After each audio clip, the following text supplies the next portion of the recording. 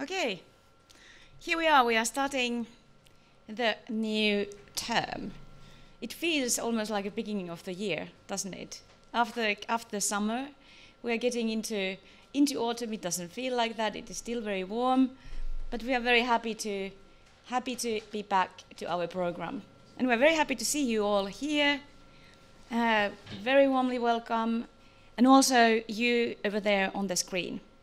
It's good to have a hybrid thing to kickstart this term in general, when we are actually going to dive into the maritime themes this evening. And it actually feels like a proper thing to do.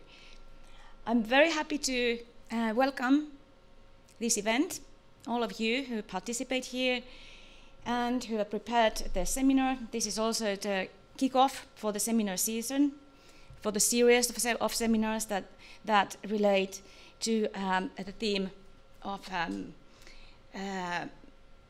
boats and boat building and its connections with the modern cultural heritage.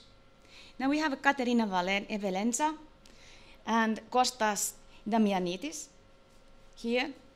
Happy to hear you talk. We are very much looking forward to that. And just a little bit of background why we are privileged to have opportunity to host this event. At the Finnish Institute, we participate in the so-called Telepart mobility program, which allows us to support scholars who come to present their mostly research input, who are in the beginning of their academic career, getting established, and also get an opportunity in a new environment to present the results of their research. Katerina got her PhD from the University of Southampton. She studied maritime archaeology and also specialized in underwater archaeology. In this presentation here, like in your work in general, the environmental aspects leading to questions of a boat building in this case, and their relation to tradition and resources in the nature have been formative and important. And this is something that we will hear about this evening. This, of course, concerns generally very actual themes and the themes that we now encounter around us more and more, and they are getting more important when we talk about preservation of tradition and its relation to nature and its resources. This evening we will hear about the Museum of Aegean boat building and maritime crafts. And as I mentioned, this event launches a series of electronic platform, digital platform, entitled Boats and Boat Building in the Modern Cultural Heritage. We are also going to a little bit celebrate a theme of the Institute in the end of the lecture, when our assistant director will say you a couple of words about the very first publication that also relates to the maritime theme. So we keep on diving a little bit.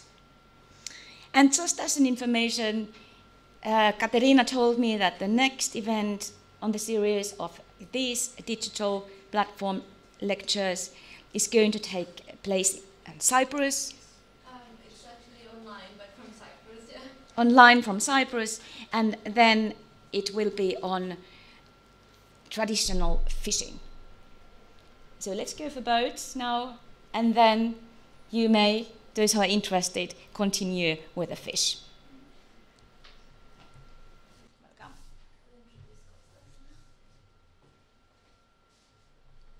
Well, thank you very much, Petra, and thank you to Antti, who very enthusiastically and very kindly helped organize this event for a while now, for a few months.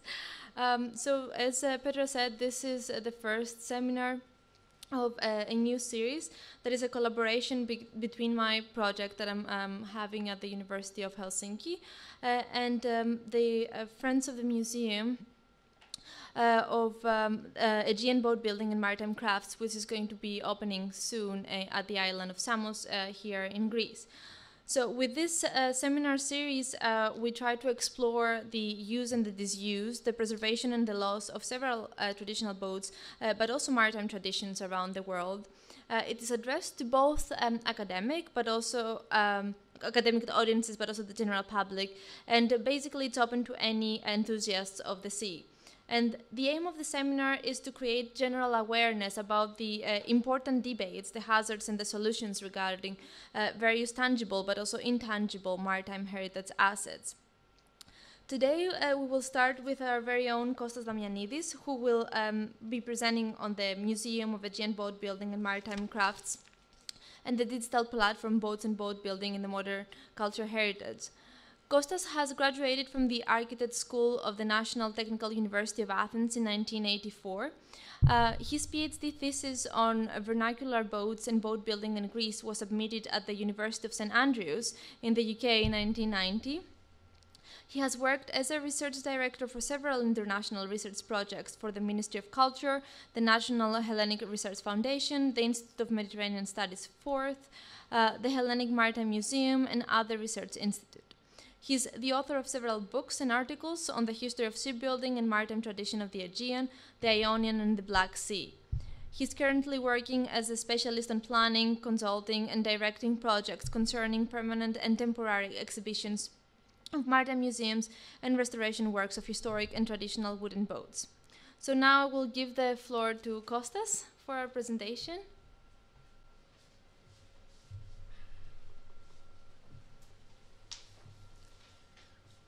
Thank you, Katerina. Hello, everybody.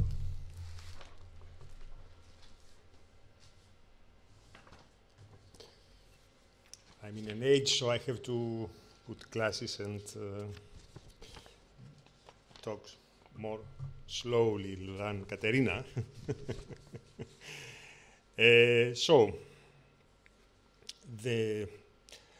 Hello, thank you for this invitation, and I'm very glad to be here and present the museum and the project with the digital platform. I will try to be as quickly as possible to leave time for questions and discussion if there is anybody who likes to pose some questions and discussion and to make some discussion. The Museum of Aegean Boatbuilding and Maritime Crafts exhibition is addressed to a wide range of people, from tourists and locals to experts and researchers. The aim of the museum is to become a place of education, entertainment, and culture related to the whole of Aegean. Although it is in Samos, the museum refers to the whole area of the Aegean. The permanent exhibition, sorry, I have a mistake. That was the second page, forget it. I will start with the first page. The Museum of Aegean Boatbuilding and Maritime Craft is a thematic technical museum.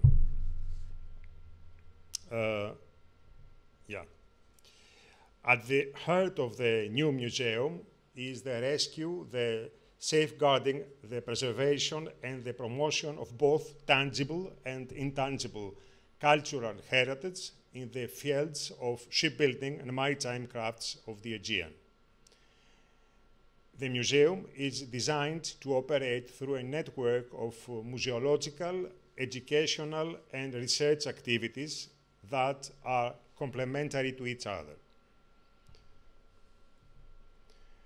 The museum is a project of the municipality of Eastern Samos, and its creation is funded by the operational program Competitiveness and Entrepreneurship and Innovation 2014-2020 of the Ministry of Development.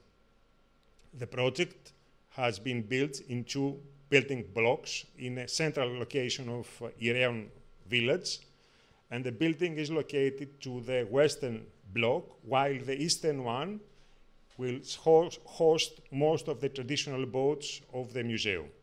The 2 blocks are separated by a narrow pedestrian road. I think you can see that narrow road. Basic principles of the architectural design were the intense plasticity and the alternation of build volumes without uniform facades and roofs. This design reduces the appearance of the extensive concrete structure of the museum and nicely integrates the new building into the old urban environment of Ireon. All parts of the internal and external areas of the museum are accessible to people with disabilities. Special design was also applied to the open-air exhibition to ensure multiple viewing positions of the museum's boats and also to resemble the open-air configuration of the traditional Aegean boatyard. This area is equipped with a traditional system of moving and lifting or launching the museum's boats to the sea. The Museum of Aegean Boatbuilding and Maritime Crafts exhibition is addressed to a wide range, I told that anyway, of people, from tourists and locals to experts and researchers.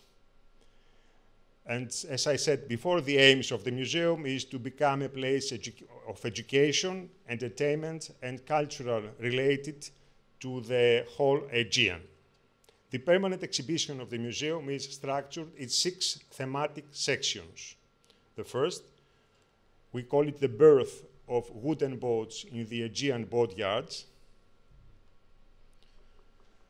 And in this section of the exhibition, there is a traditional lofting floor called sala in Greek, where the shipwrights draw the lines of the whole concept of the appearance of the boat. This was a place of birth for the boats in the traditional boatyards. The lofting floor of the museum is a copy of a lofting floor that was studied and recorded in a fieldwork of 1988.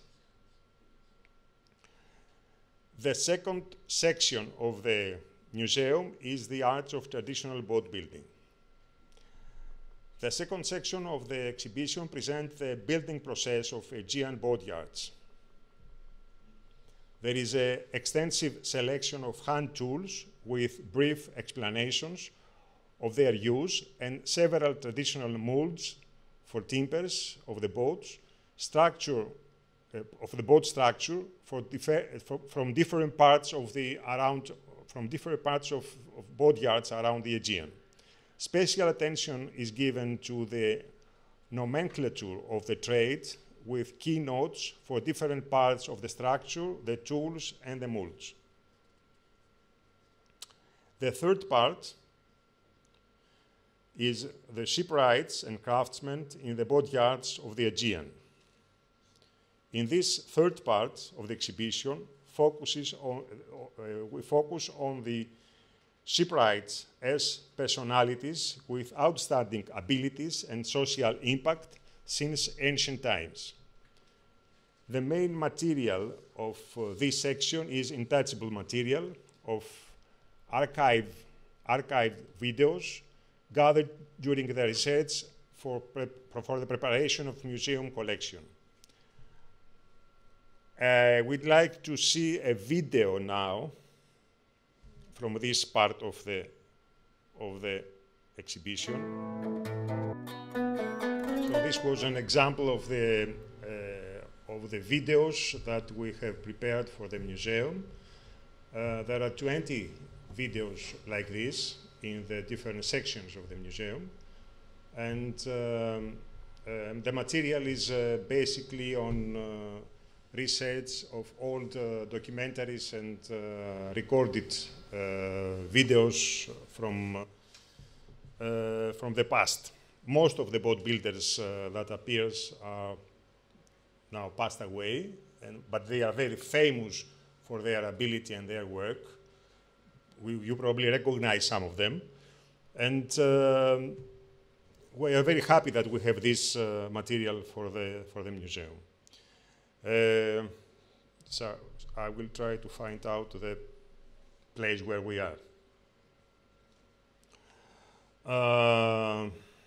The fourth section of the exhibition is about ships and shipbuilding in antiquity. In this section, we try to present the different techniques used in ancient Aegean boat building through material from selected ancient shipyards dated in different historical periods of the ancient world.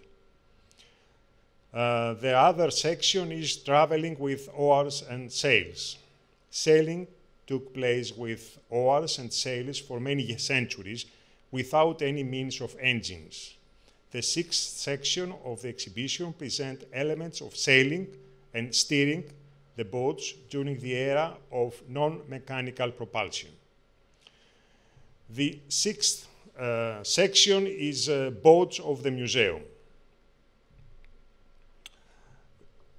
This last section contains 13 and hopefully 14 boats of the museum that are located in the inside part, small boats, and in the open area between the museum and the sea. Each one of these represents a different type of boat from the rich Aegean tradition. There are some of them. There are some of the main types of this tradition.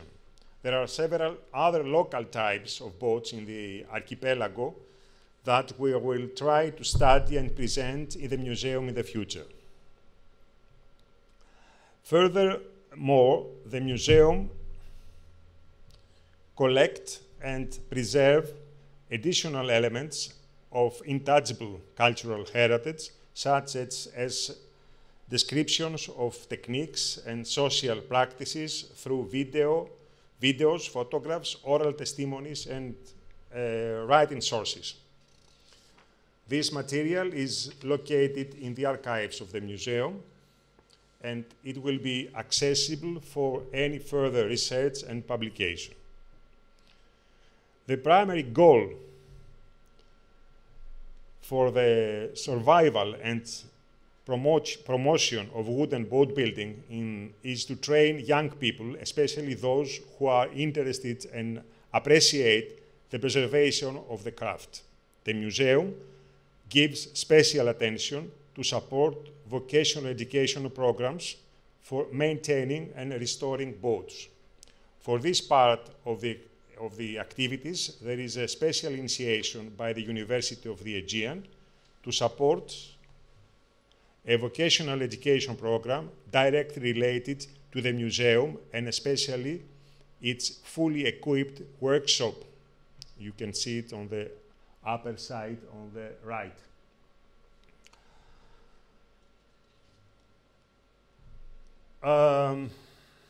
At this point of the presentation, I would like to introduce to you some of the boats of the museum. Most of them are now in preservation, restoration, or building process, and we hope finally to have all of them ready for the opening of the museum by the next summer. So the first one is the Τρεχαντήρι Γεώργιος, built on Samos in 1949 and used as a fishing vessel on Furni Island until 2002. She has an overall length of 10 meters and 35 centimeters and middle beam 3 meters and 80 centimeters. In 2003, the Nikolaos Dimitriou Cultural Foundation of Samos undertook the preservation of the boat as it was no longer being used for fishing. In 2017, the foundation offered the Georgios to the museum. The next boat is the Cherniki Agios Nikolaos, built in 1910 at Kokari of Samos by the celebrated shipwright Dimitrios Fournarakis, a builder of wooden boats from Asia Minor.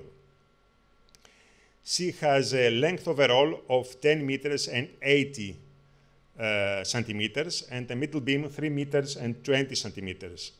The boat was first registered on Samos in 1922, and from 1971 to 2016 was used as a trader and transport vessel on Hydra.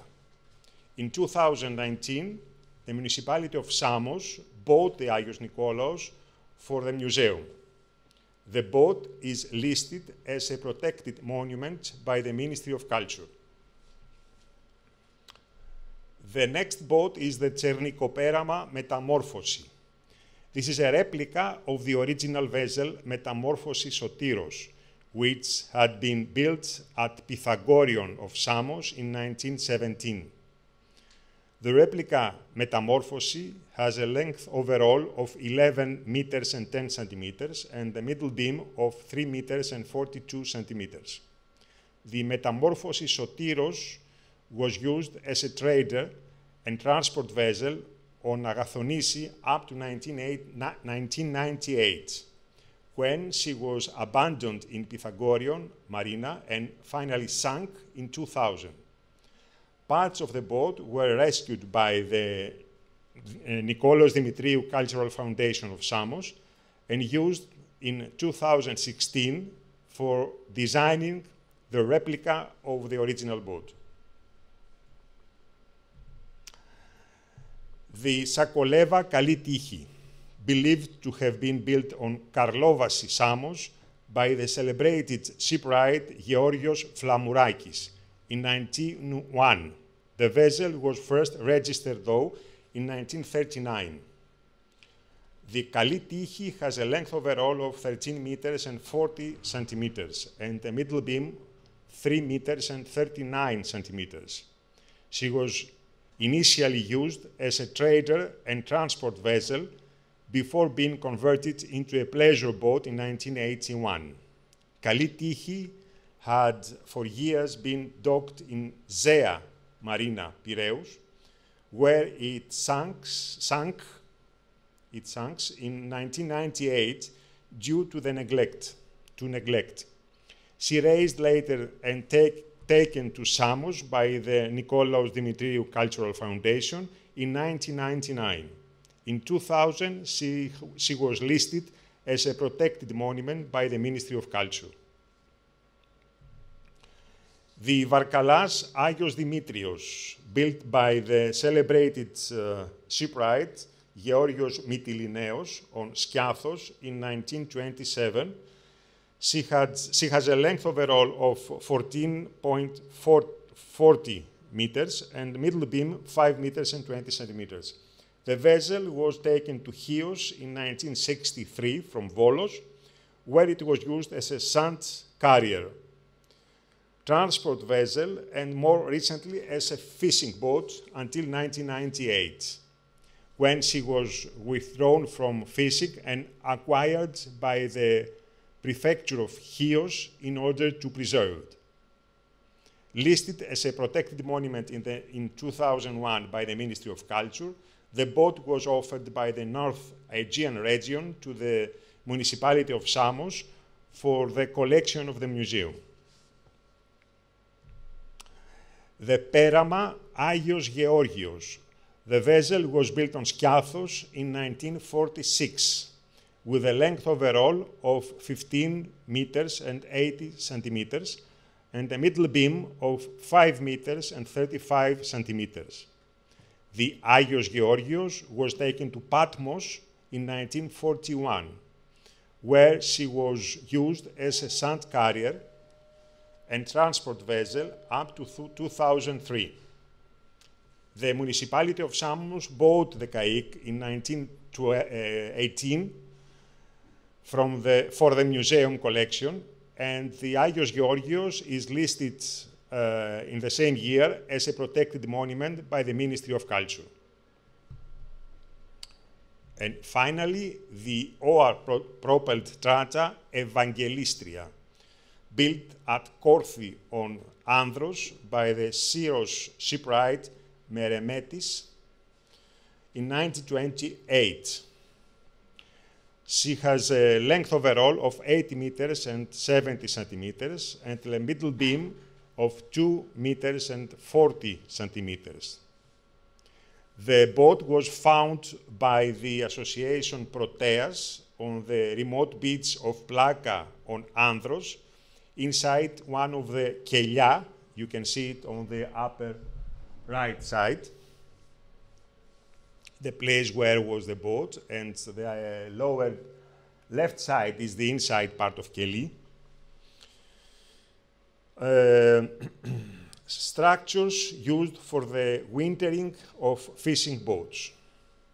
She had been stored there from 1975 until 2017, when the municipality of Samos bought her for the museum collection. The Trata Evangelistria is again listed as a protected monument by the Ministry of Culture.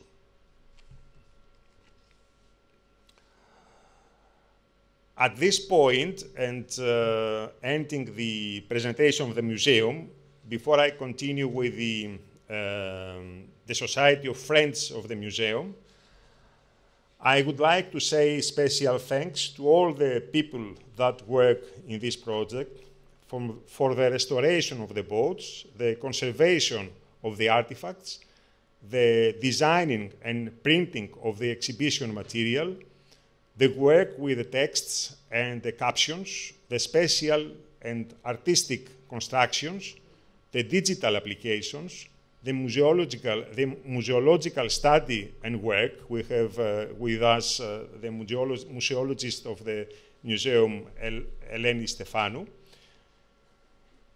the administration of the project, and of course the volunteers of the work, and several other tasks that I forgot now, but I promise that I will mention extensively in the final report of the project.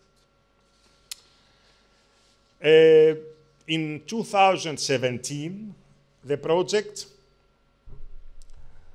for the preparation of the museum created the Association of Friends of Museum of Aegean Boatbuilding and Maritime Crafts. The purpose of the association is the moral and material support of the museum. Two of the first actions that the association was undertaken was the support, as much as possible, traditional boat building and fight against the subsidized destruction of traditional fishing boats.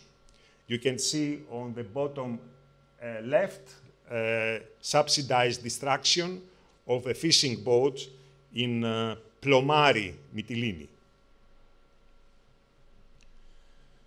Throughout the 20th century, fishing boats have remained the main products of traditional boatyards. However, since the late 1920s, following the orders of the European Community regulations on the reduction of the fishing fleet, the Greek authorities of fishing policy destroyed unique examples of Greek boat building tradition by generously subsidizing their destruction. This causes continuously a major blow of the maritime cultural heritage. For these reasons, the association created the digital platform Boats and Boat Building in the Modern Cultural Heritage in collaboration with Ελληνική Εταιρεία, Society for the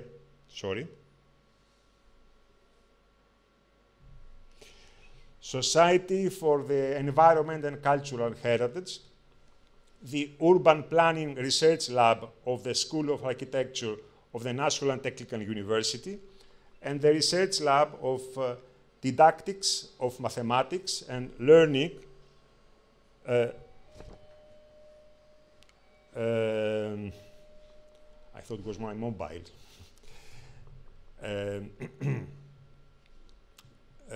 The research lab of mathematics and learning technologies of the development of the Department of Mathematics of the University of the Aegean. The platform has the auspices of the Ministry of Culture and as well financial support, the region of North Aegean, the municipality of Eastern Samos, and the Hellenic Maritime Museum.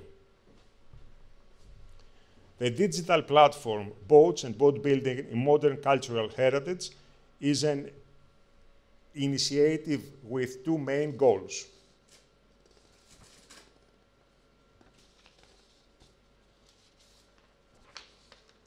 To support the wooden boat building, to the cessation of the subsidized destruction of fishing boats.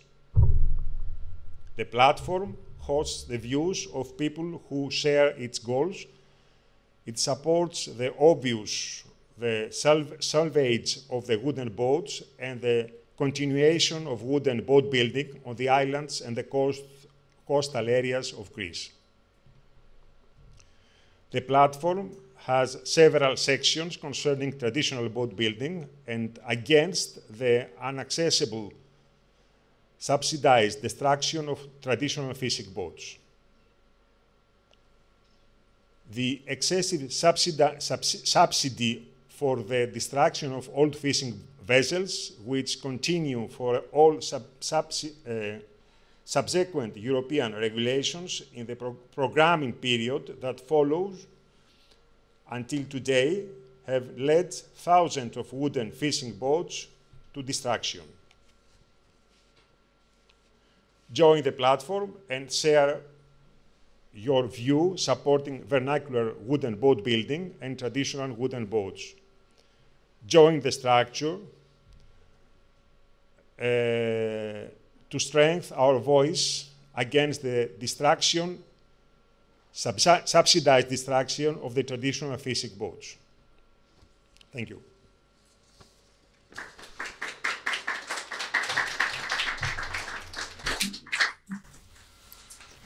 Thank you so much to Dr. Damianidis for this excellent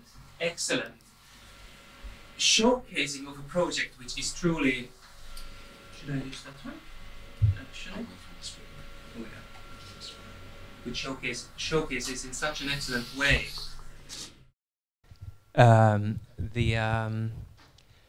The truly wonderful project, which indeed, as you point out, showcases a few of real ironies in the Greek policy as well in terms of traditional boat building.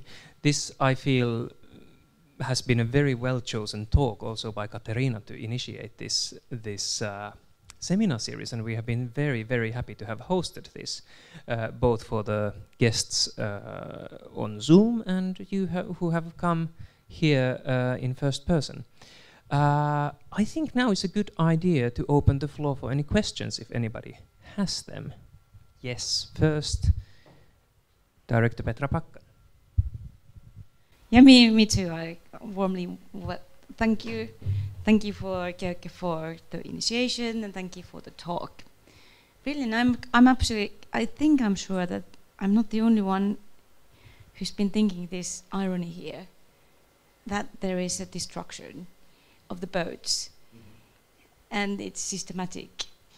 So, of course, that makes the museum even more worthwhile, not only in a historical sense, but also in the sense of a preservation of the tradition and the values of shipbuilding. Can you tell us, just to kind of enlighten us on the issue, why is there this systematic destruction of the old traditional shipping boats? It's not an easy question to answer. It's more complicated, but okay. The excuse is to stop the overfishing of the sea. However, our argument is what the boat has to do with the overfishing of the sea. If the fisherman goes out of his profession and the boat is not registered anymore as a fishing boat, why we have to destroy the boat? We don't have an acceptable answer.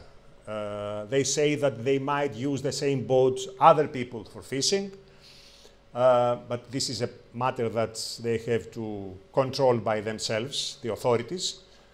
And they say that even if it's not a professional fishing and is an amateur fishing, this might be bad as well.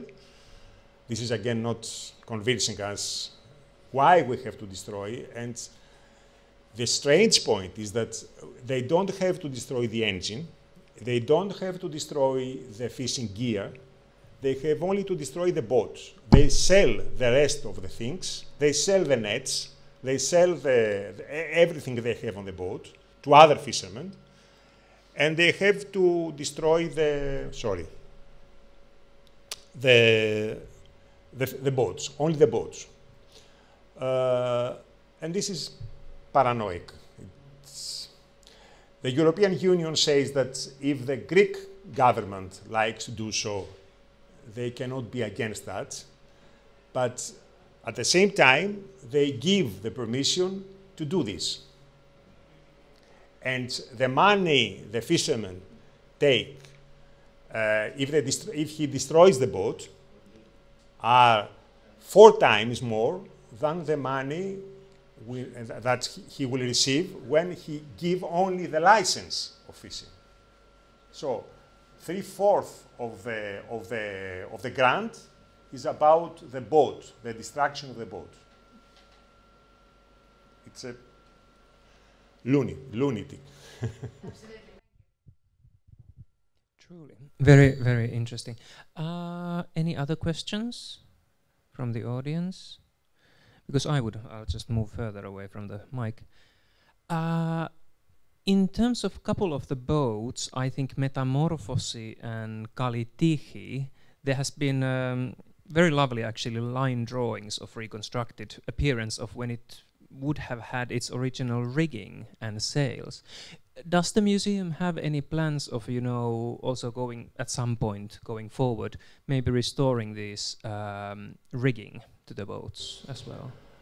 Yes, the plan is to have both restoration of the hull and the rigging, and there will be some boats that were able to sail, so we will have it in the sea, not in the outside the sea.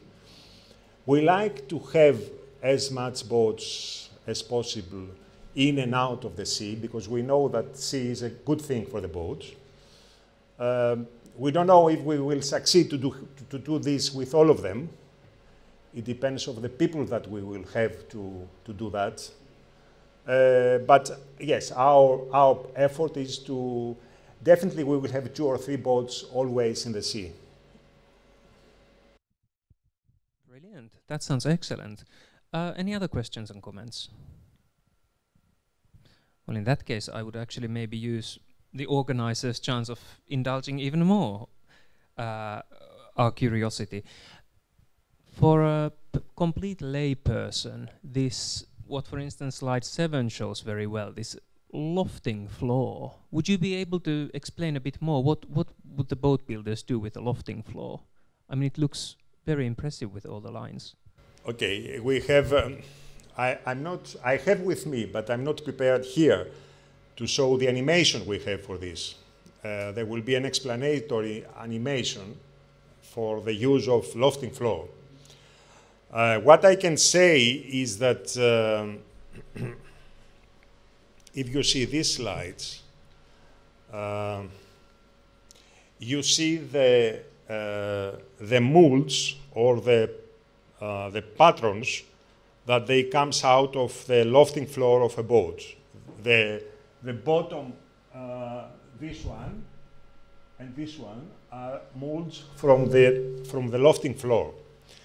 These molds are for the frames of the boat, especially the frames that you can see on the upper part of the model.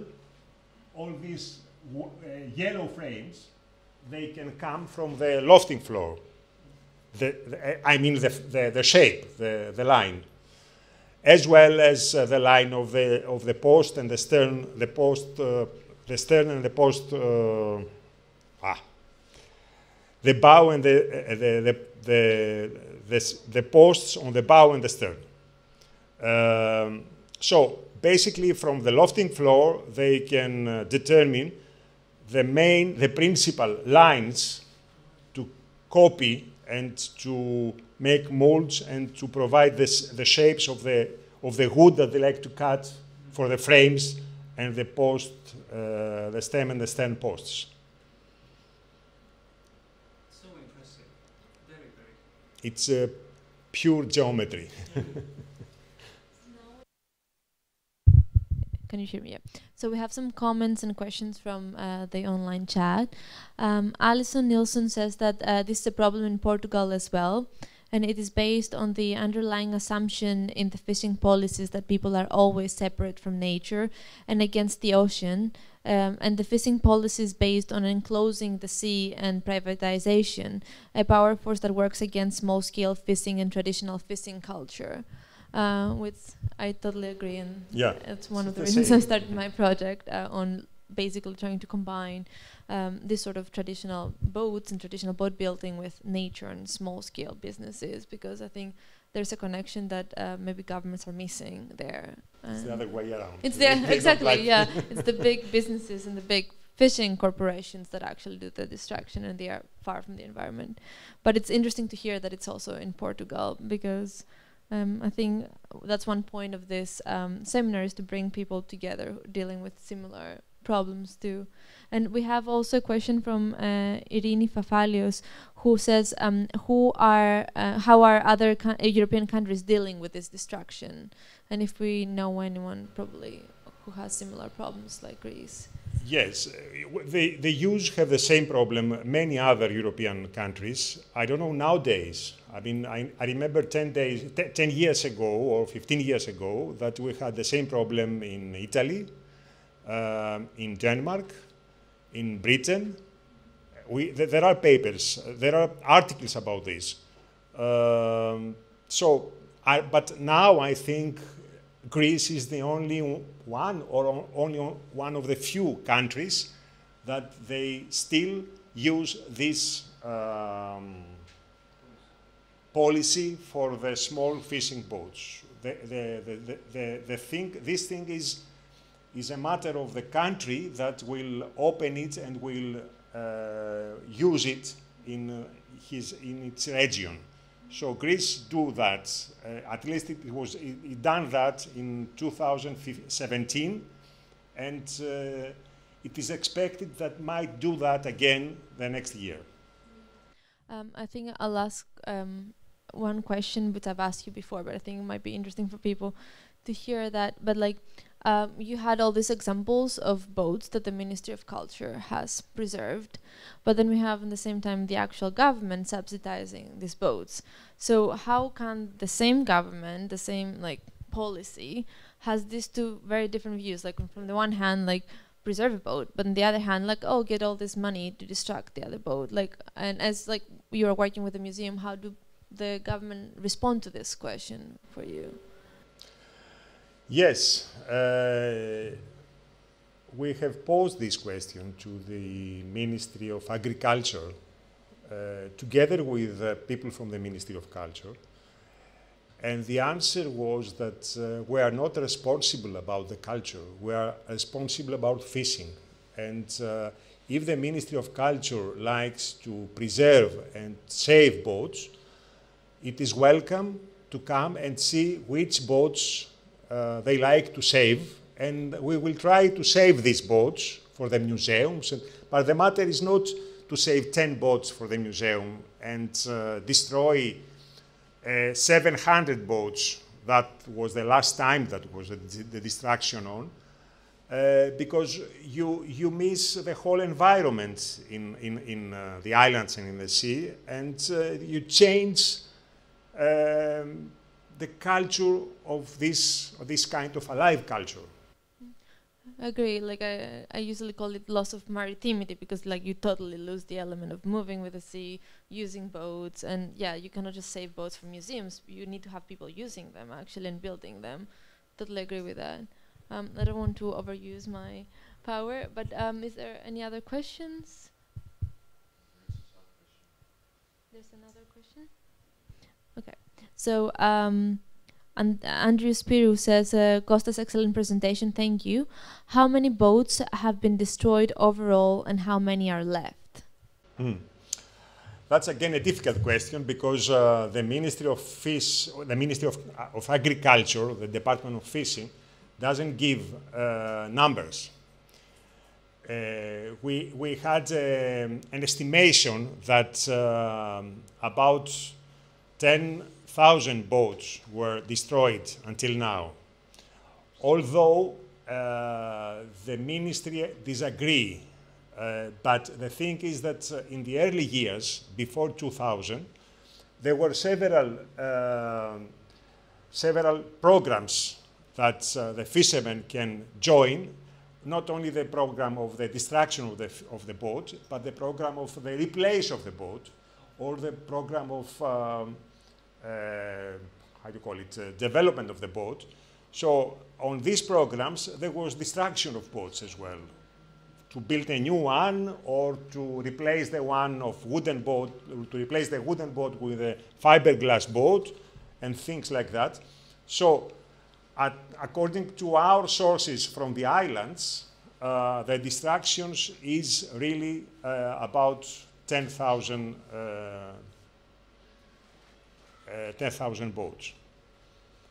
How many they left? 4 years ago, the registration that they gave, the Department of Fishery, they gave to the publication was that there are about 16,000 boats still with fishing license. Again, this is not a true number, because we don't know how many of those boats are active, what kind of boats they are. Of course, in this number, there are the boats of the lakes, the boats, any kind of boat that has a fishing license. And traditionally, and even until now, Greece has the greater number of fishing boats in European countries. But it's not the greater amount of tonnage. In the amount of tonnage, it's about the 10th country, but it's the first in the number of boats, because there are a lot of small boats, and which is not the case in the other European countries. Alison Nielsen also sent some links for the project in Portugal. Very nice. Save them and pass them on to you. We will see them. Okay, thank you very much, Alison. Very good. Any further comments or questions? Create some educational programs about this traditional shipbuilding whole thing. About, for example, I am a student of marine engineering and naval architecture at the moment.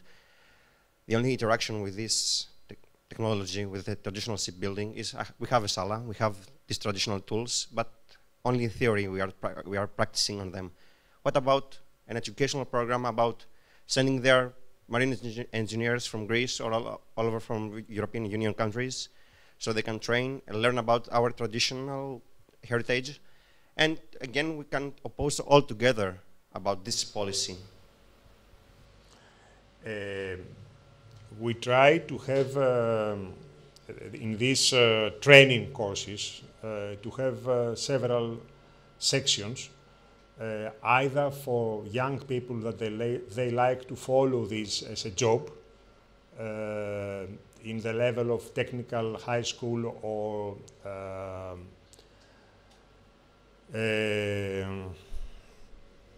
after high school 3 years course.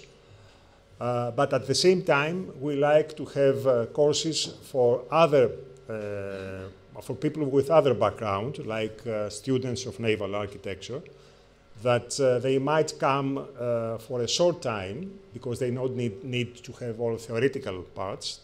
They might come to have the practical parts with the lofting floor or the construction of the boat. And we try to have all the courses bilingual, to have foreign people to come as well, welcome to come. And so this is going to be, I think the earliest is going to be the next academic year. We try to do that. I don't know if we will manage at the end. We might start it experimentally in the next year, next autumn.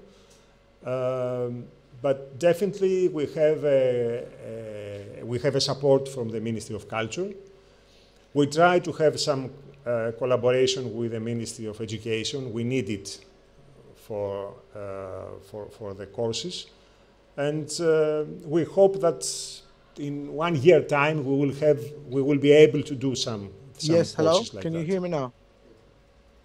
Yes.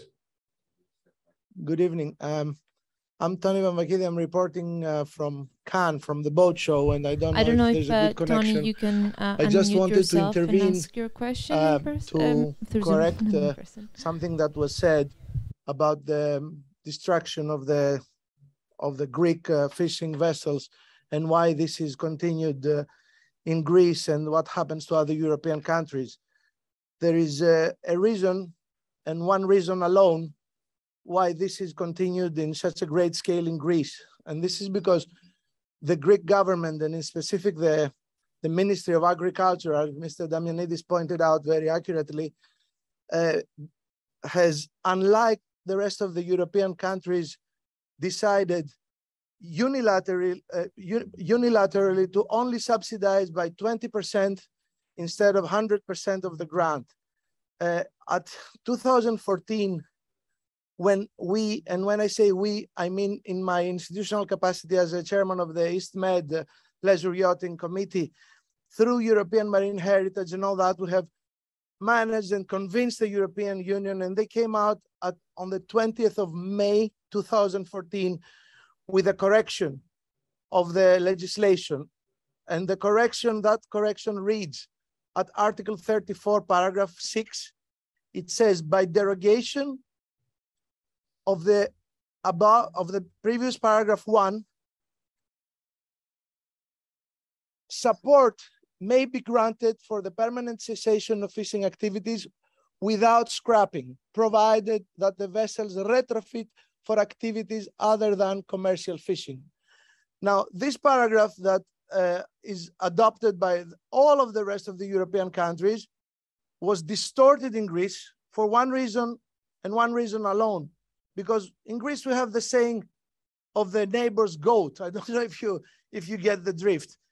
People are envious. They don't want the boat to change activity and do pleasure maritime or do day trips or do tourism fishing or anything.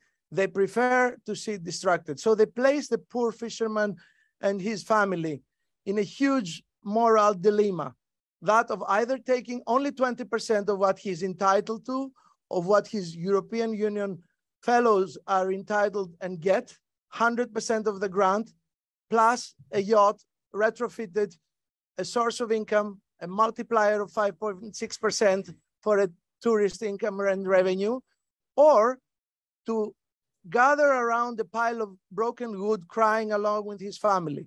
So this is something that is our duty as Greek citizens and as Greek people that we are involved with the sea and with traditional vessels to stop now, while there are still years. I will close my statement by just reminding to the audience, some of you may have been there in the Nautical Museum of Zea Marina. At the time representative of Ministry of Agriculture has placed himself, that was with the previous government, has placed himself in support of his position, saying we also give the grant, but of course we only give 20%. And some of the audience nodded in an accord. They agreed. They agreed on this fisherman getting just 20% instead of 100. And then I placed the question, what good is it to the economy, to the fishermen, to the aquaculture, and to nature, a pile of broken wood and 100% to the fisherman instead of an operative vessel and 100% to the fisherman? If anyone can respond this answer, I will be super satisfied. Not from you, gentlemen, of course, but from the officials that take all these decisions and all that. So I believe we'll have to gather up in a very strong fist of people with knowledge, like Mr. Damianidis, go and make a presentation, not to the Ministry of Agrotikis Anaptixis, whatever we call it, but to the guys that deal with money, to the Ministry of Finance, Υπουργείο Οικονομικών, Υπουργείο Εθνικής Οικονομίας. We have the gates, we have the bridges, we have everything. I'm here to help. Reach up and let's stop this crime before it's too late. Thank you very much for listening to me.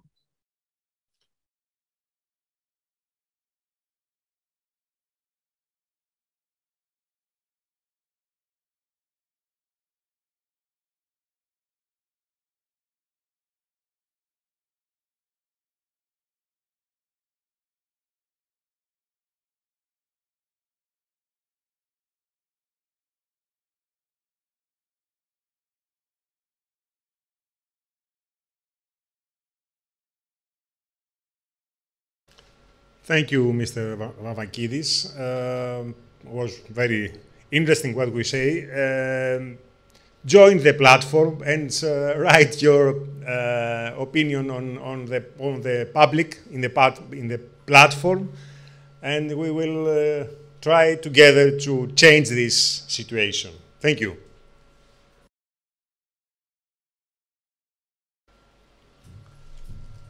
Okay.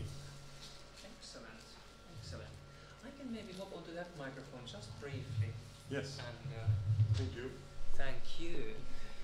So thank you once again to Dr. Damianidis and of course to Katerina Velenza, the organizer of this seminar series. We are once again from the part of the Finnish Institute. We are super happy to have hosted this evening. And now, of course, I'm absolutely certain that there are also some incipient questions developing in people's minds. I would suggest that we repair to the room next door and enjoy a bit of wine and nibbles and converse on things. And while there, you might notice a book looking very much like this one, which has just been published, edited by myself, Antti Lampinen, and my good colleague Emilia Matais-Ferrandis, who was also on the Zoom tonight. She's nowadays in the University of Basque Country, and I, unsurprisingly, am here in Athens, which, just as it happens, suits the theme of tonight's proceedings quite well, because it's entitled Seafaring and Mobility in the Late Antique Mediterranean. It's based on a conference held just about 4 years ago in October 2018 in Finland. And it contains quite a fun selection of articles and chapters on Mediterranean as an environment, the human, and actually Katerina was saying earlier tonight, a wonderful concept of maritimity. And I'm now quite sorry that we have not used this excellent concept in our introduction with Emilia. But then again, that's the way that books go. I mean, there is always something you could add and improve. But, you know, please, I mean, there's a perusal copy for presentation purposes there, and you can also look at that. So we thank you lots for coming, and see you hopefully soon, online or in person. And thank you for everyone online as well. Yes, thanks for the Zoom audience.